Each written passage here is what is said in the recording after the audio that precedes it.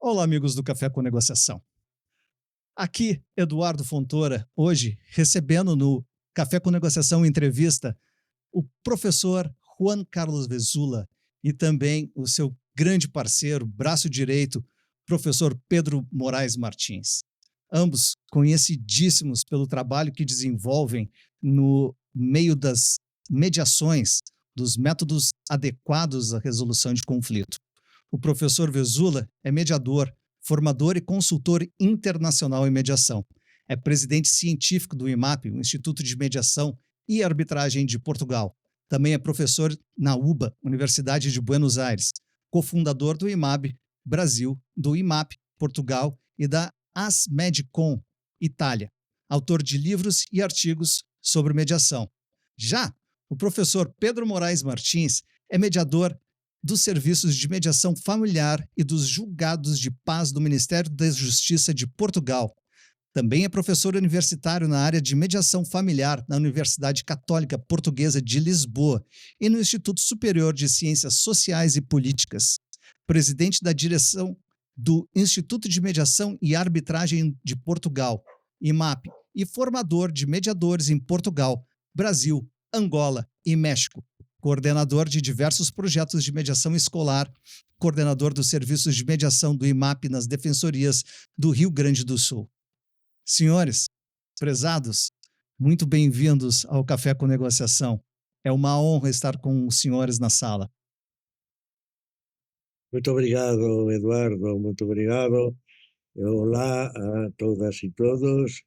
Para nós é um prazer poder estar contigo e com todas as pessoas que possam assistir. Olá, bom dia, boa tarde, boa noite, consoante o horário que nos estejam a escutar. É um gosto estar convosco, é um prazer dialogar contigo, Eduardo, e consigo, professor Vezula. Obrigado pelo convite. É uma satisfação contar com os senhores professores na sala. Eu tenho certeza que o nosso público só terá a apreciar, agradecer e, como de praxe, todos esses que participarem do nosso encontro, se tiverem comentários a deixar, por favor, não esqueçam de trazer as informações que queiram. O professor Vezula e o professor Pedro estarão atentos a isso e nós voltaremos a endereçar o que eventualmente venha trazer dúvidas ou curiosidades dos nossos participantes. E, professores, vamos ao pontapé inicial de um jogo que nós gostamos de trabalhar, que é com relação à resolução de conflitos e as partes poderem resolver as suas diferenças. E dentro da peregrinação que os senhores vêm fazendo, e muito bem feita com relação à mediação, eu venho escutando nos últimos tempos um processo, ou melhor, vamos dizer assim, uma repetição de uma busca por um processo de mediação emancipadora e responsável. Vocês poderiam, por favor, desenvolver esse tema e no que isso envolve a ideia trazida pelos colegas? Vou começar, Eduardo, para pedir a Pedro que complemente. Nós estamos trabalhando com mediação já há quase 40 anos e isto fez com que a sociedade evoluísse e nossa visão da mediação. Tivemos a sorte de aprender com muitos mestres queridos e queridas, e isso nos levou a ir integrando conceitos e, fundamentalmente, em Portugal, com Pedro e outras colaboradoras, podermos estar fazendo uma possibilidade de dialogar com as necessidades das famílias, das comunidades, para ver, digamos, que tipo de serviço de mediação seria necessário organizar e que tipo de função deveríamos realizar como mediadores, mediadoras. Então, digamos, nosso desenvolvimento se baseou bastante em primeiro integrar conceitos e depois, digamos, irmos a gerar uma criatividade em estas, digamos, necessidades a ser atendidas. A primeiro que falávamos era a respeito do exercício da autonomia, não? Que percebemos as pessoas cada vez mais submetidas, não? A processos, a rigidezes, a abstracções teóricas, onde as pessoas são absolutamente ignoradas. Mas todo isto, digamos, tem a importância de fazerlo na equipe, não?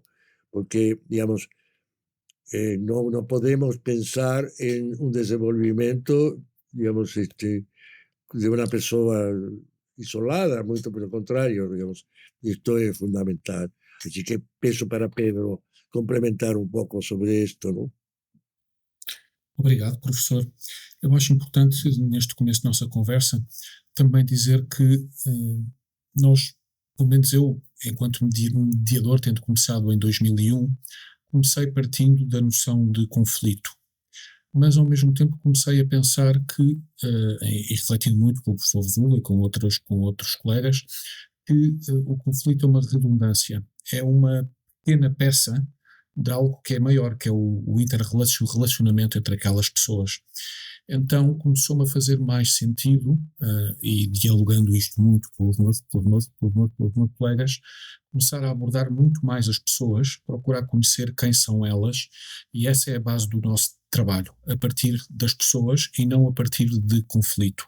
Eu acho que nós muitas vezes aquilo que fazemos é associamos à mediação a palavra conflito porque tememos, enquanto sociedade, dar-lhe uma transcendência maior. Então colamos a mediação ao mesmo tipo de trabalho que é feito pelo sistema judicial, que é feito pela arbitragem, que é feito pela conciliação, que partem precisamente da noção de conflito. A mediação tem que ser mais abrangente, tem que ser mais profunda. Só que a sociedade, e nomeadamente quem coordena muitas vezes estes serviços para o Estado, teme dar à mediação esse papel relevante que ela tinha desde há muitos anos a esta parte. Mas isso poderemos dialogar um pouquinho mais à frente. Para já, gostaria de trazer apenas este aporte de não partir da noção de conflito e partir diretamente das pessoas e da maneira como elas se interrelacionam. E o conceito de conflito é um conceito herdeiro da palavra litígio, não?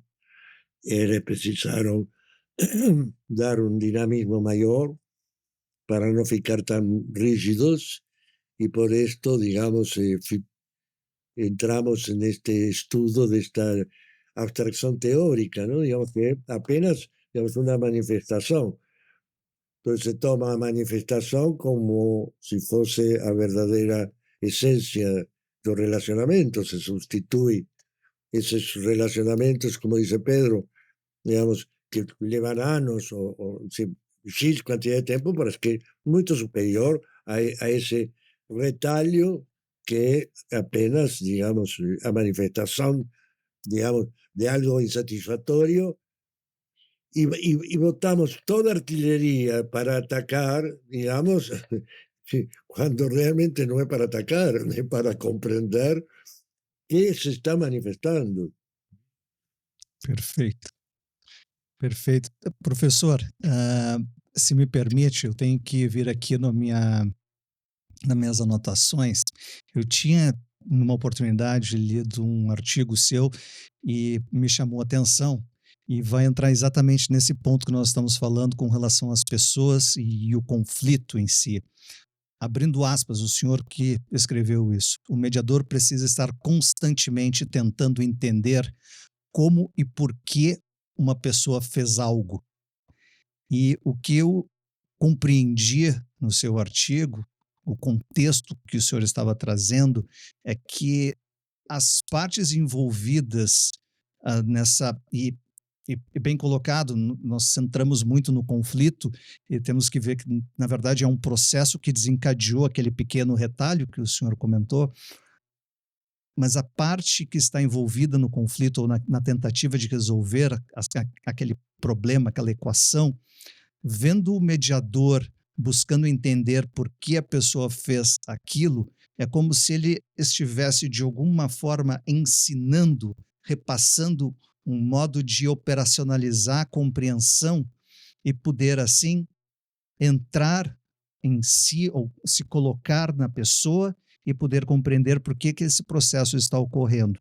Então, o que eu vejo dos professores aqui mudando o foco, onde não é aquele pequeno retalho, o conflito em si que importa, mas as pessoas e os processos que levaram elas a provocarem aquele retalho de conflito, isso seria um modo de emancipar a pessoa. Estou indo pelo caminho correto ou estou me perdendo no meio de alguma ideia mais complexa que os colegas trouxeram?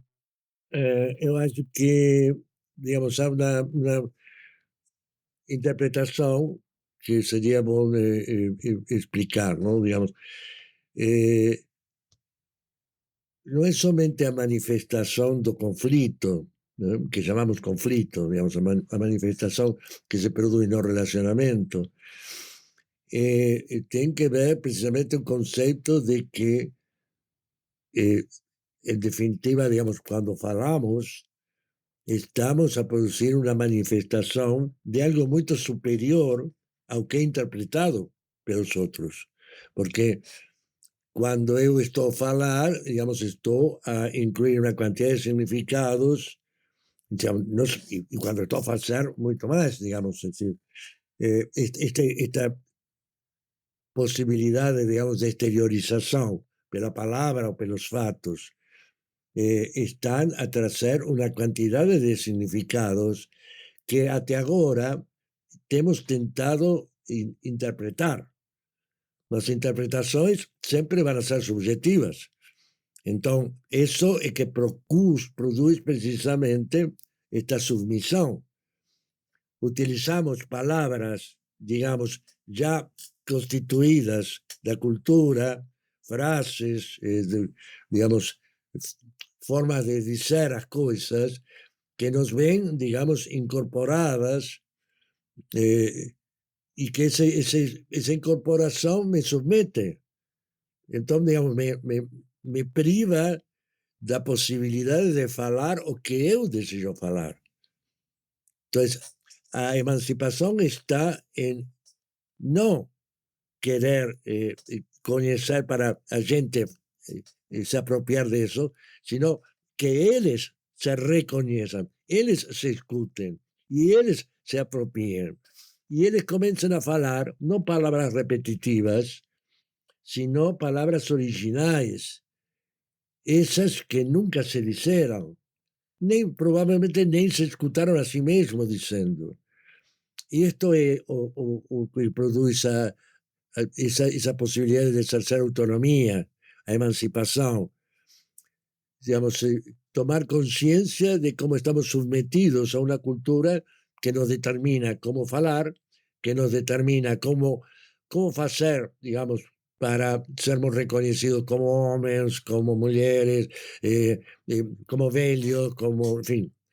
Mismo, digamos, todas esas cuestiones que intentaban quebrar o binarismo, también fueron dogmatizadas y fueron, digamos, como, digamos, todas las posibilidades homoafectivas, en este momento son categorizadas según determinados.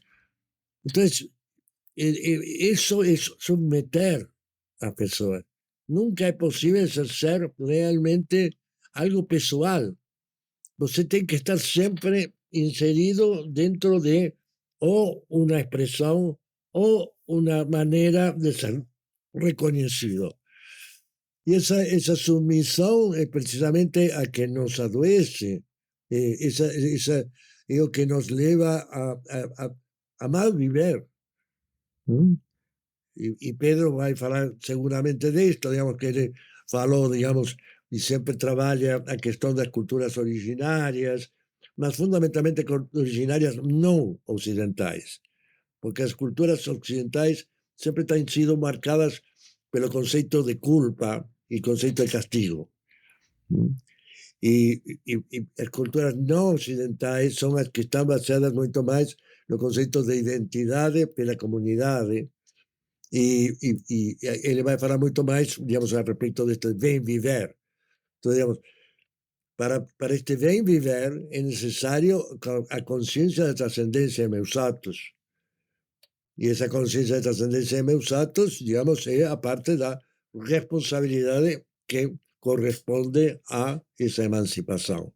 Aí estaria, digamos, esta interação, não? Mas acho que fiz uma confusão que peço para Pedro esclarecer. Nada a esclarecer, antes pelo contrário. Eu queria só aproveitar algo que o professor trouxe, que teve a ver com esta questão dos significados, para trazer algo que pensei no momento em que o escutava, não é? Eu acho que nós estamos a viver numa sociedade hoje em dia onde estamos muito habituados a tomar as palavras com uma interpretação direta. Então nós ignoramos os significados, as intencionalidades, as motivações pessoais que estão contidas dentro da transmissão de uma ideia. Já é difícil pensarmos que nós não nos relacionamos diretamente com a pessoa, mas com a ideia que criamos sobre ela, não é? E então estamos muitas vezes também toldados nesta interpretação porque não estamos a escutar aquilo que a pessoa diz, estamos a atribuir uma interpretação que vai ao encontro daquilo que nós queremos escutar. Então, quer Lacan, quer Foucault falavam que nós somos sujeitos sujeitados, ou seja, que desde o começo, da interação com a família, com a escola, com os nossos vizinhos, com a sociedade, tudo isto afeta a nossa forma de estar. E o professor foi bem claro nisso, ao falar de vários dogmas, o que é para nós ser homem, o que é para nós ser mulher, temos que nos comportar dentro de um determinado padrão para não fugir a essa certeza social. E ao mesmo tempo, como é interessante, esta questão de sermos sujeitos sujeitados também aparece muito contida em várias questões que vão surgindo hoje em dia. Vou falar aqui de alguns exemplos sobre isso, mas como dificulta também a nossa forma de interação com os outros. Eu, por exemplo, no outro dia estava em casa de uma amiga minha que tem um daqueles aparelhos que é a Alexa, não é? Ou seja, ele dá uma instrução para a Alexa fazer alguma coisa. E ela, de facto, disse: Alexa, põe música. Alexa, que temperatura está lá fora? E a Alexa punha música, a Alexa dizia que estava 18 graus lá fora. Mas, ao mesmo tempo, ela tem 2 filhos também, e a maneira como ouvia ela dialogar com os filhos era reproduzindo a comunicação da Alexa, do género: João, faz isto. Ou seja, não contendo uma explicação, contendo uma ordem. E ao mesmo tempo fui pensando, nós hoje em dia estamos muito ligados às redes sociais. Eu utilizo pouco o Twitter, que agora até acho que mudou de nome para X, não é? Para X, mas o padrão de comunicação do Twitter é 140 caracteres. Não é? Ou seja, tens que conter toda uma ideia e uma explicação de uma ideia em 140 caracteres. Provavelmente tu não te vais conseguir fazer explicar dentro dessa ideia 140 caracteres. Pelo contrário, vais criar mais confusão. E isso é bom para o Twitter. Porquê? Porque há reposts, há respostas, alimenta a comunicação, alimenta o tempo dentro da rede social, mas não alimenta a comunicação e o esclarecimento entre estas pessoas. E, por exemplo, no outro dia estava na cidade de Porto Alegre com o professor Vesula. Pedimos um Uber. E quando pedimos o Uber, pedimos no Uber Comfort porque estava muito mau tempo e sabemos que o Uber Comfort chega mais rápido que o Uber normal. Então, eu estava a ver o mostrador e lá dizia: quer um motorista que converse consigo ou que se mantenha em silêncio. E nós olhamos para aquilo e achamos estranhíssimo, não é? Ou seja, parece que estamos a contratar um robô e nós fizemos o teste com 2 pessoas, uma delas falou connosco, apesar de nós termos colocado no modo silêncio, mas ela foi ativada pelas nossas perguntas.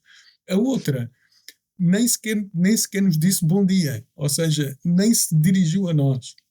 Isto para vermos como somos sujeitos, sujeitados mesmo. Ou seja, uma máquina diz que se devemos ou não falar com os nossos clientes. E eu, enquanto cliente, opto por alguém que se vai falar comigo ou não. Bem estranho estes tempos em que vivemos. Eu depois, mais tarde, para não monopolizar muita conversa, posso chegar lá aos povos originários, mas agora achei interessante compartilhar convosco estes pensamentos.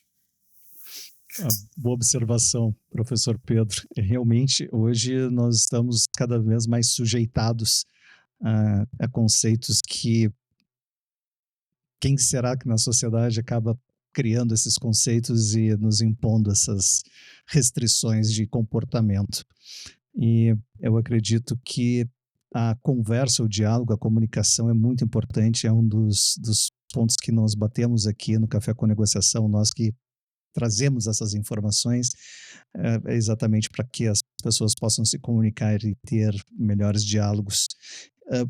Eu gostaria, professor Pedro, de entrar no tema sugerido pelo professor Vesula a respeito dos povos originários, e ao mesmo tempo, professor Vesula, eu gostaria de manter esse conceito do cidadão exercer a autonomia, dos cidadãos terem as suas vozes ouvidas, e eu acredito que esses dois pontos eles se permeiam tanto os povos, essas ideias dos povos originários que o professor Pedro traz, e eu gostaria de conectar um com o outro, se fosse possível. Então, professor Pedro, de uma forma em provocação aqui, como podemos resgatar os conceitos e as ideias, ou primeiro, o que seriam as ideias e os conceitos dos povos originários como comunidade, e como podemos resgatar esses conceitos tão esquecidos com relação ao processo de mediação que que apropriamos, digamos assim, daquela metodologia atávica e ancestral de se resolver problemas, se podemos chamar conflitos de problemas ou problemas de conflitos, enfim, aonde o diálogo deveria ser exercido de uma forma mais dinâmica. Professor Pedro, por favor, traga suas luzes. Eduardo, utiliza as palavras à vontade. Se for necessário, nós também te perguntamos para tu esclareceres melhor. Não tem problema nenhum. Mas olha, uma coisa interessante sobre isto que o professor Vesula já levantou um pouquinho a ponta do véu, sobre os povos originários, e que nos chama bastante a atenção, é que, apesar de existir dentro dessas comunidades relacionamentos interpessoais, eles não são os mais importantes. O mais importante é o bem-estar de toda uma comunidade. Assim, quando existe algum problema entre duas ou mais pessoas, não é um problema exclusivo dessas duas ou mais pessoas. É uma questão que afeta toda uma comunidade, todo um grupo. E há um questionamento que é muito interessante na minha perspectiva, que é não colocar a culpa, como o professor Vesula, muito patente nas nossas sociedades de hoje, nessas duas pessoas, mas fazer também um papel de se questionarem o que é que nós, enquanto comunidade, o que é que nós, enquanto grupo, não conseguimos fazer, não conseguimos atender para que essas duas pessoas tenham necessitado de entrar numa briga ou de fazer algo que causasse um mal-estar a toda uma comunidade. Então, para nós é importante resgatar estes conceitos, porque a mediação, e nomeadamente a mediação emancipadora responsável, também procura colocar muito foco nisto. Ou seja, que uma solução que venha a sair é uma solução que tem que atender todo um grupo, quer seja uma família, uma comunidade, um grupo de vizinhos. Ou seja, não é uma questão que afeta apenas aquelas duas pessoas. Que transcendência aquela possível solução vai ter, não só para elas as duas, mas para todo um grupo que venha ou que possa vir a ser afetado. O professor falou de um conceito, que é o conceito de bem viver. Esse conceito foi desenvolvido por muitos povos originários na América. E é importante falarmos um pouco sobre o mesmo. Ou seja, estes povos originários, aquilo que procuraram fazer, e estamos a falar, por exemplo, dos Aymara, dos Mapuches, dos Maias, vários povos que estão no continente americano e que colocam esta ideia de bem viver, sobretudo, em três vetores. Primeiro, um bem viver consigo próprio. Ou seja, como é que eu posso viver em harmonia comigo? Como é que os meus atos podem causar um bem-estar em mim? Mas não fica nesta visão individualista, que muitas vezes é a visão que nós temos nos países mais ocidentalizados. O que é que eles procuram também fazer dentro desta noção de bem viver? Como é que eu me interrelaciono com o outro? Aquele que está ao meu lado. Como é que eu consigo ter um grau de relacionamento com esta pessoa que promova um bem viver para mim e para ela? E depois o terceiro vetor é toda uma sociedade. E dentro dessa sociedade coloca-se o grupo social, mas coloca-se os outros animais, coloca-se o planeta Terra, e como os nossos atos também não podem causar nenhum tipo de constrangimento a outros seres vivos e a todo um planeta e a todo um ecossistema onde estamos inseridos. Isto é bem útil porque estes povos ainda hoje se regem com estes conceitos. Inclusivamente, por exemplo, há países que adotaram dentro da sua Constituição, e é o caso da Bolívia, o princípio norteador dos relacionamentos é esta ideia de bem viver. Então isto é muito útil. E podemos pensar que isto aconteceu na América, mas podemos também ver que no continente africano temos a referência, por exemplo, à palavra Ubuntu, não é? Ou seja, o viver em retidão com os outros que nos rodeiam. No próprio continente africano, o recurso às pessoas mais velhas da comunidade para que elas possam trazer histórias que permitam a reflexão das pessoas que estão envolvidas dentro de uma questão. Então eles vão buscar os rituais, os ritos que estavam patentes desde há séculos para gerar reflexão sobre os atos. E fazem isto contando histórias. Ou, por exemplo, no continente americano, que eu me lembro de ter estado a trabalhar no México, no mesmo ano em que estive com o professor Vesula, em 2019, tivemos os dois no estado de Sonora. Eu fui a uma cidade chamada Ciudad Obregón, cerca de 120 km da fronteira com o Texas, e lembro-me que no final tive uma lição de vida. Eu estive ali a falar 8 horas sobre justiça restaurativa e sobre mediação, e no final vieram pessoas de uma comunidade indígena falar comigo e muito gentilmente explicaram-me como é que elas habitualmente trabalham quando há uma problemática dentro dessa comunidade. Então eles ofereceram 3 objetos de fala, ou seja, 3 objetos que elas usam para as pessoas poderem comunicar-se quando há alguma questão. O primeiro objeto que me deram foi um coração talhado em madeira. E o que é que elas me explicaram nesse momento? Quem tem o coração na mão, é interessante esta expressão, ter o coração na mão. Quem tem o coração na mão fala, mas não fala apenas desde o racional, fala desde o emocional. Ou seja, não tem uma fala apenas de dizer o que é que estava a acontecer de uma forma muito objetiva, fala sobre ela e fala sobre o outro. Um segundo objeto que me deram foi uma cobra, e essa cobra tinha um botãozinho aqui no cucuruto da cabeça, e clicando nesse botão, a língua saía para fora. Quando a língua saía para fora, quem clicava dizia quer falar. Então, quem não clicasse estaria na posição de escuta. O terceiro objeto que me deram foi um instrumento de música. É um instrumento de música que, abanando assim, fazia barulho. Acho que lá dentro tinha algum tipo de feijão, alguma coisa. Mas o que é que eles faziam com esse objeto? Quem começava a tocar podia cantar uma música ou podia dançar. E através do canto ou através da dança expressava algo para que toda a comunidade pudesse ver de uma maneira sensível. Isto não é a mediação moderna, porque foi-nos ensinado muitas outras coisas que não têm a ver com isto. Mas o que aconteceu foi que estas escolas que foram adotadas e têm o seu mérito, não resgataram estes conceitos, não resgataram os conceitos da comunidade. Apenas centraram a resolução num conflito pontual. esquecendo uma visão que a mediação sempre teve de comunidade e de fortalecimento dos laços entre a mesma. Então nós achamos importante resgatar isto para pensarmos que a mediação não é apenas para atender um conflito entre duas pessoas. Pode ser utilizada para algo muito mais vasto, que é um bem viver dentro de toda uma comunidade. Haverá vontade para isso? Essa é uma pergunta que fica no ar. Eu acho que é importante que esta digamos, a apresentação, digamos, de qual é a proposta social, ¿no?, que nos apresenta a mediação, ¿no? A mediação, longe de ser um procedimento, isso foi transformado quando se occidentalizou, ¿no?, aí pelo início, digamos, da Revolução Industrial.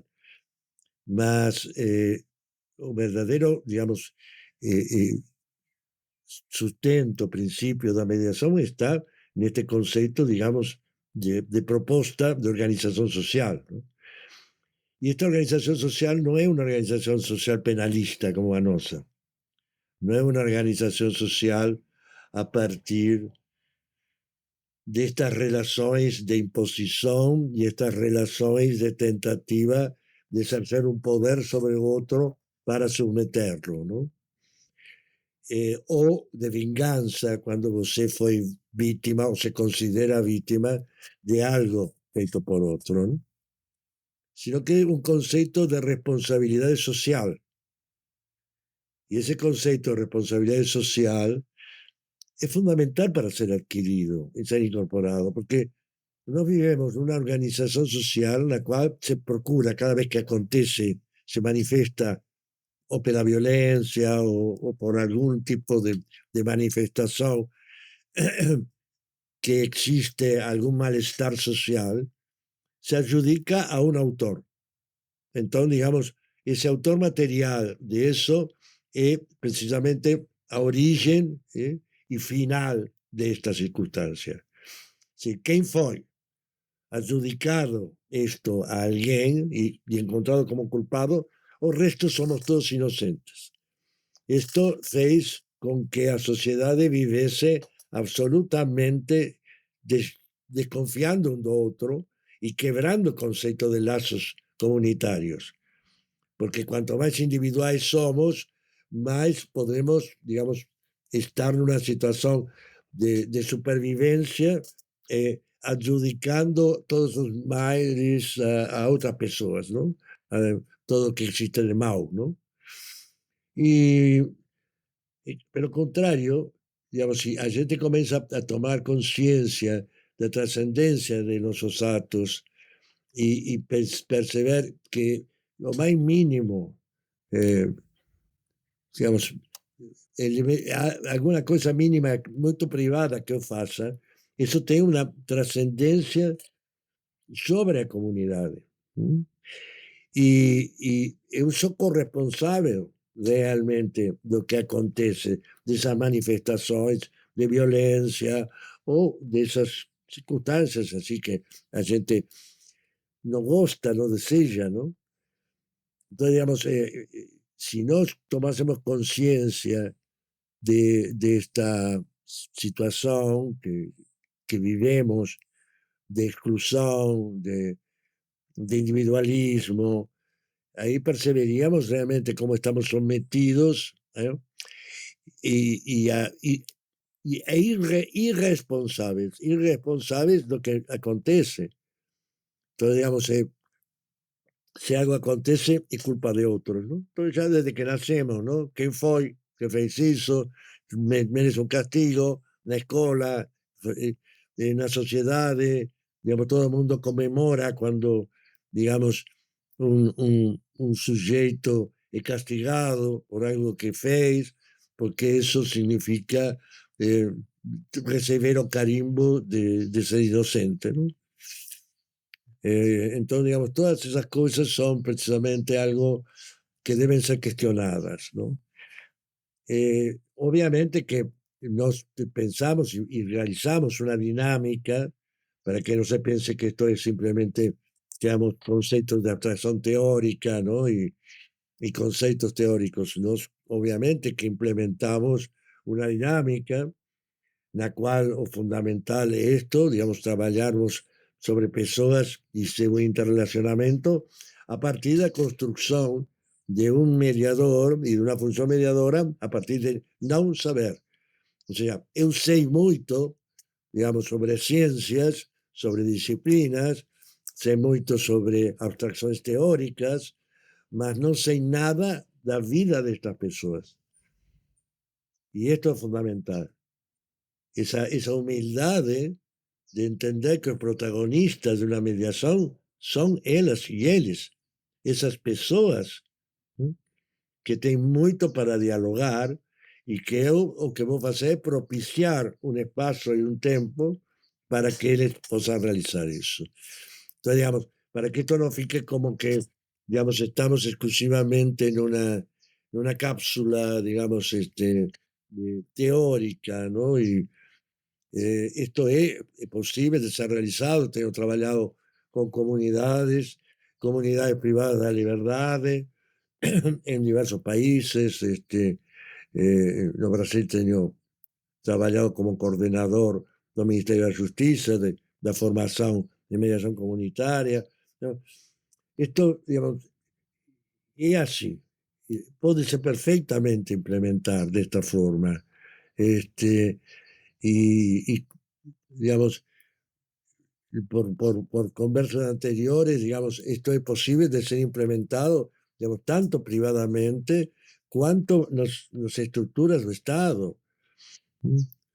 Pedro, digamos, tem falado, digamos, a respeito da coordenação do serviço de mediação na Defensoria de Porto Alegre. Digamos, e é um serviço do Estado. Digamos, nós temos muitas SEJUSCs, não? Que são estas organizações que oferecem mediação e outras possibilidades, digamos, às pessoas que estão ligadas ao judiciário. E temos trabalhado, digamos, com digamos, experiências muito favoráveis com a mediação emancipadora e responsável. Y esto es algo, digamos, que consideramos posible. No es que saqué un trabajo en Brasil desde el año 88, 89. Y nos comenzamos realmente con una mediación privada, claro, porque no existía ainda esta dominación por parte del judiciario, este monopolio por parte del judiciario que está ejerciendo en Brasil. Y trabajábamos perfectamente, digamos, con mediaciones feitas en diversos estados de Brasil, digamos, y era muy aceito y muy incorporado, ¿no? Claro, digamos, esto trouxe en algunas personas la idea de justicia privada. Y lógicamente no es eso, en absoluto, porque, digamos, el concepto de justicia, digamos, no corresponde al concepto de satisfacción, que es el resultado de la mediación. La gente no procura establecer una justicia. La gente lo que trabaja es precisamente para que las personas ejerzan la autonomía para poder construir un proyecto de futuro que sea satisfactorio con conciencia de los efectos que pueden estar produciendo sobre otras personas. Entonces, digamos, este proyecto de futuro puede ser conseguido em qualquer espaço. Obrigado, professor. Eu vejo que pelo que eu entendi, um dos alicerces que hoje nós temos, que é esse processo binário do culpado ou não culpado, não funciona no processo de mediação. O que existe é uma comunicação entre as partes para buscar satisfação do resultado. Porém, eu vejo que nós temos um paradigma que é chamado justiça, e que nós crescemos com essa busca pela justiça, e o professor tocou, inclusive, de poder haver uma revanche em caso de algo ter sido feito contra a pessoa e essa pessoa quer buscar a sua justiça, onde nós podemos, buscando então essa emancipação e essa liberdade, essa autonomia para buscarmos o que vem nos satisfazer, onde nós podemos mudar ou pelo menos passar a trabalhar uma cultura onde nós venhamos a facilitar a comunicação e o diálogo entre as partes para buscar a satisfação, porque o que eu vejo hoje é que nós vivemos numa comunidade que se busca um culpado para aquilo que não dá certo. E nisso, quando nós não encontramos ou encontramos essa pessoa, nós começamos a criar um conflito pela falta de um diálogo entre essas partes para então resolver o impasse. Como nós podemos fazer para que venhamos capilarizar a ideia de buscarmos a nós mesmos buscarmos essa emancipação e aprendermos com autoridade a sermos autônomos para construirmos nosso futuro e não dependente do que o professor chamou de monopólio da mediação hoje no Brasil pelo judiciário. Eduardo, no hay una receta, obviamente, porque esto es algo que no depende de alguien que faça, no es una colonización, porque la colonización no puede se quebrar con otra colonización. Entonces, digamos, esto no puede ser pensado desde una perspectiva de qué es lo que vamos a hacer o qué podemos hacer. Esto está, digamos, eu quando exerço a função mediadora, eu estou a tomar consciência de que estou a atender a uma comunidade, ainda seja um casal, que esteja, ou dois sócios, ou dois vizinhos. É uma comunidade, porque como eles projetam este projeto de futuro, como eles consigam se interrelacionar de una manera satisfactoria, armónica entre ellos, y no se interrelacionar de una manera agresiva, violenta, es una influencia sobre la comunidad. Entonces, digamos, esto, digamos, nos estamos así porque fomos formados casi de las orígenes de esa manera. No es una cuestión, digamos, y eso, yo diría, lo importante es cada uno de nosotros nos cuestionarmos sobre en qué medida estamos realmente a vivir de la manera en que deseamos o estamos a vivir sometidos a determinados padrões que nos dicen cómo. Toda esta cuestión, digamos, Pedro falou sobre os conceitos, digamos, das comunidades originárias na América e em outros continentes, de como cada coisa tem uma reverberância comum. Em nossos países ocidentais, toda, digamos, atividade, digamos, vamos a dizer, privada, tem uma reverberancia no Estado. O sea, o Estado me controla, o Estado me pasa de alguna manera a considerar inepto y que debe me tutelar. Por ejemplo, puedo decidir con mi mujer, con mi marido, con quien sea, sobre la vida de nuestros hijos, y tanto en cuanto estemos casados. Mas si nos separamos, o Estado debe vir a tutelar que es lo que nos decidimos sobre nuestros hijos. Como castigo, obviamente, por eso, ¿no? Entonces, digamos, todos esos conceptos, la gente debe comenzar a se cuestionar. ¿Por qué, digamos, desde algo tan simple como qué ropa usamos, de qué manera caminamos, de qué manera vestimos, digamos, questionar nuestras profesiones, questionar nuestra manera de vivir, nuestra manera de nos relacionarnos, poder dialogar con las personas con las cuales nos relacionamos para ver en qué medida está a ser satisfactorio para los dos o si estamos a tentar de alguna manera eh, forzar alguna cosa porque la sociedad demanda, la cultura manda, ¿no? Es un cuestionamiento. Yo acho que cuando comienza toda a visión, digamos, que cuestiona toda esa posibilidad de pensar, digamos, as disciplinas de no certezas, no certezas, sino siempre, digamos, cuestionamientos. Y esto es lo que nos hacemos a tal punto, digamos, que no tenemos tantas inhibiciones al respecto de escribir, porque cuando vamos revisando ya pensamos diferente y estamos a realizar, digamos, dinámicas de mediación diferentes y un ejercicio de mediación, digamos, diferente, un ejercicio de, restaurativo, digamos, diferente. No ministramos un curso igual a otro.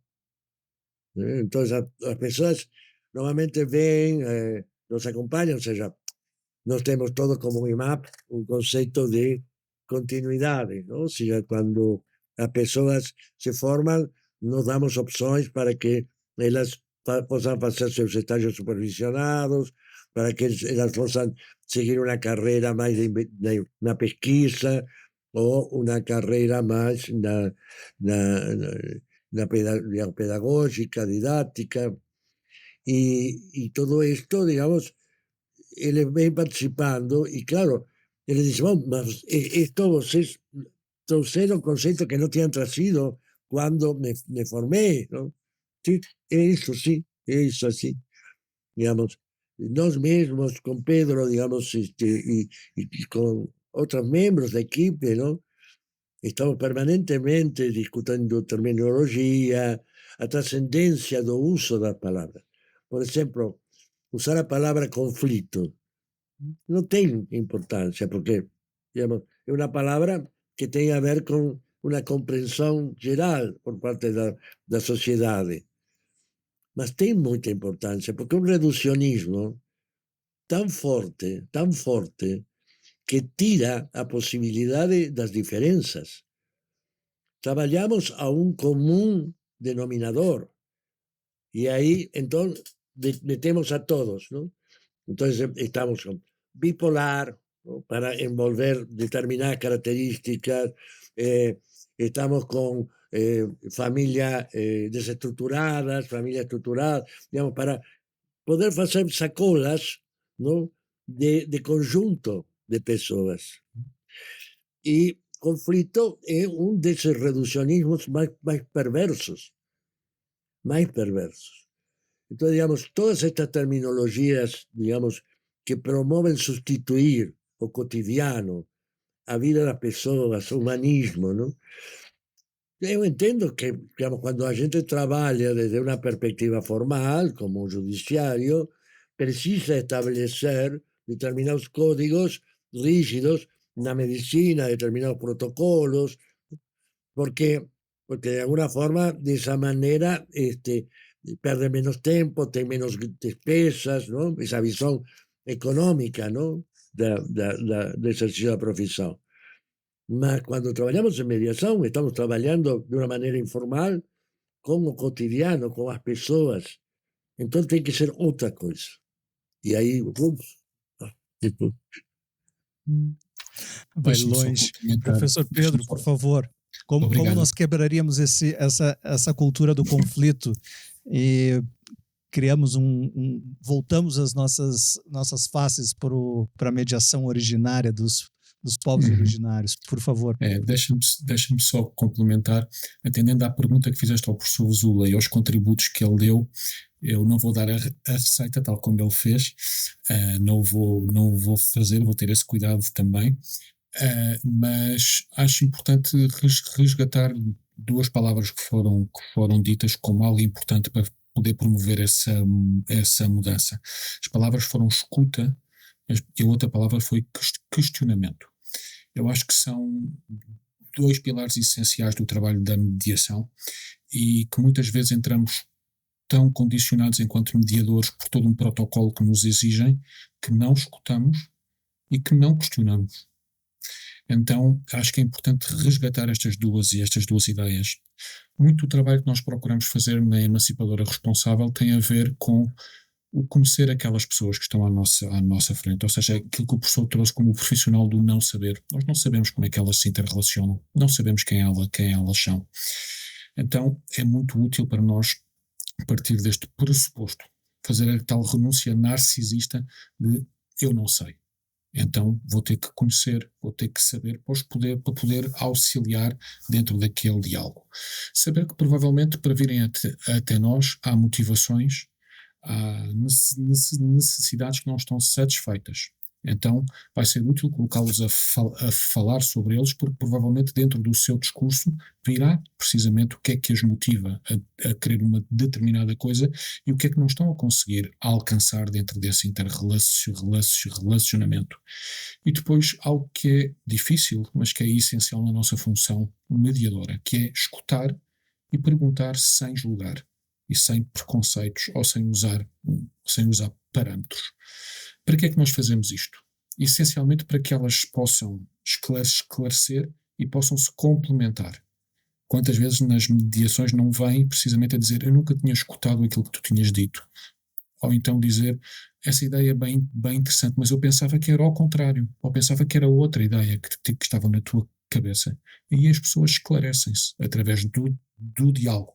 Mas fizeram-no porque a função mediadora de ser o terceiro, através da pergunta, permite que eles possam falar sobre coisas que habitualmente não falariam se os mediadores não estivessem ali presentes. E depois resgata um contributo que o professor Vesula trouxe também, que é implementar o projeto de futuro. Ou seja, não estamos a falar de um mero acordo.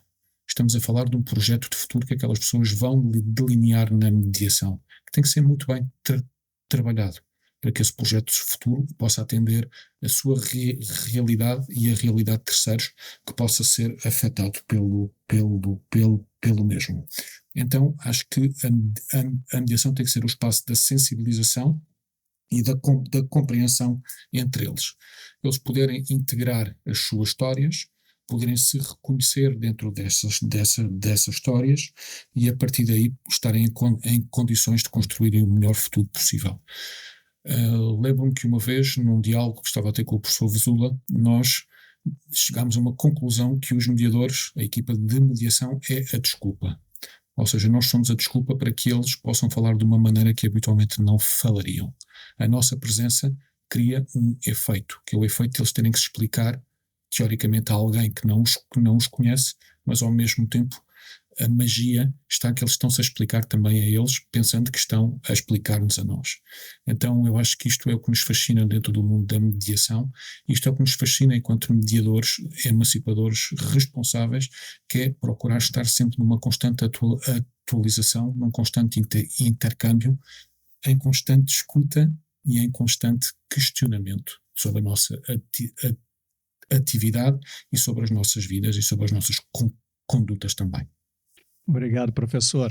Eu fiz uma leitura de um artigo que traz a ideia da pré-mediação como uma fórmula para poder trazer as pessoas sabendo do que se trata a mediação. Isso é utilizado pelos professores, essa ferramenta da pré-mediação é utilizada para trazer a mediação e as partes a um bom tom ao entrarem na sala? Eduardo, a premediação informativa é algo muito maior do que isso. A premediação informativa é começar pelo exercício da autonomia. Ou seja, a mediação é opcional, a mediação é voluntária. Ou seja, o fato de eu participar de uma mediação, primeiro, desde nosso pensamento, você deve conhecer nossa proposta de trabalho e, a partir de aí, decidir se vai querer ou não vai querer realizar esse trabalho. Então, o objetivo é fundamentalmente o exercício da autonomia, isso é dialogar com as pessoas, não passar uma informação tipo macaco, não? O papagaio, sino passar realmente, digamos, dialogar com as pessoas e que elas percebam que a proposta é diferente, porque nós estamos respeitando, já desde a organização do horário não é impositivo, é fixado, fazemos uma organização, uma gestão, digamos, onde falamos pelo WhatsApp ou por alguma outra maneira, digamos, para combinarmos, para fazer esta invitação. Não é chegar uma nota dizendo você deve estar presente numa... No. Entonces, esto, digamos, es una violencia tan terrible que la mediación no puede ser ejercida con violencia y con impositivismo. Entonces, digamos, a premediación informativa tiene a función de trazer, digamos, a proposta de trabalho, mas fundamentalmente para que eles exerzam desde o primeiro momento essa autonomia de dizer, sim, esse trabalho que eu quero fazer com a Maria, ou com o João, ou com quem seja, digamos, para ver estas circunstâncias que estamos a ter, digamos.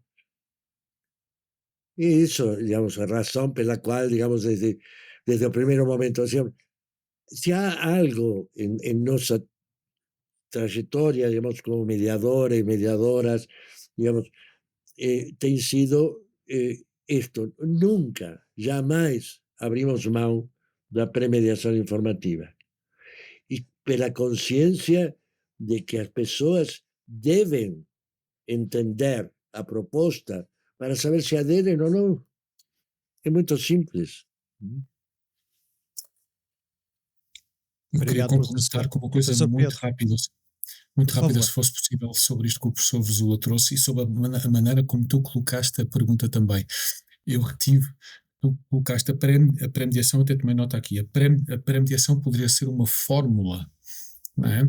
E aquilo que eu pensei quando escutei a palavra fórmula foi, bom, mas uma fórmula, para dar certo, tem que seguir uma receita, para bater tudo direitinho depois no fim, não é? Então, eu se calhar transformaria a palavra fórmula em, desde um primeiro momento, fazemos uma co-construção com eles do que é isto de mediação, mas através do diálogo. Ou seja, explicar conceitos, mas explicar conceitos dialogando, vendo que absorção é que eles fizeram desses conceitos, se lhes faz sentido trabalhar dessa forma. Então, o protagonismo também é assumido aí. Ou seja, eu quero, eu desejo, eu estou disponível. Não é só porque alguém me diz, vá à mediação.